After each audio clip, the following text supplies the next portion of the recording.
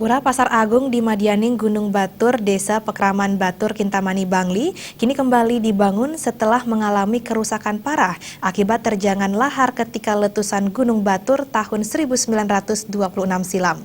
Pembangunan pura tersebut juga disesuaikan dengan struktur bangunan pura di lokasi semula.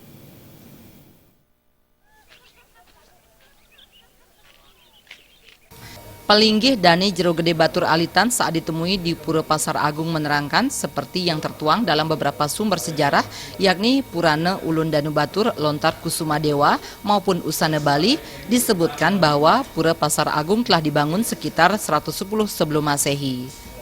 Pada tahun 1926, letusan hebat Gunung Batur disertai lahar yang menerjang kawasan tersebut membuat sejumlah pura termasuk Pura Pasar Agung mengalami kerusakan.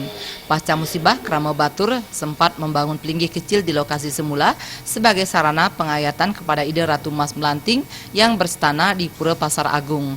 Mengingat keberadaan Pura Pasar Agung yang memiliki arti penting sebagai salah satu pengider Pura Ulun Danu Batur, kini Krama mulai membangun kembali Pura Pasar Agung sesuai dengan struktur bangunan pura semula.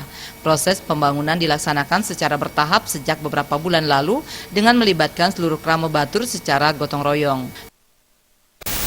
Nyarengin maka piranti sana terkait dengan bangunan puniki mana pengetan titian sarang samiliki minimal putusase puniki mana presiden sampun mesin ring utama menala mantra.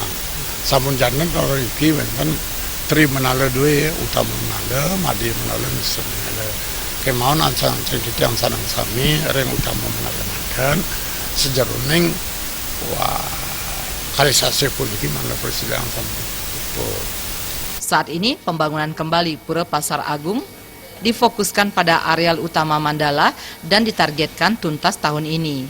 Kepada seluruh umat Hindu, pemerintah maupun tokoh masyarakat diharapkan bersama-sama ambil bagian membantu proses pembangunan pura yang diperkirakan menghabiskan biaya miliaran rupiah melalui punia sehingga proses pembangunan berlangsung sesuai dengan yang diharapkan.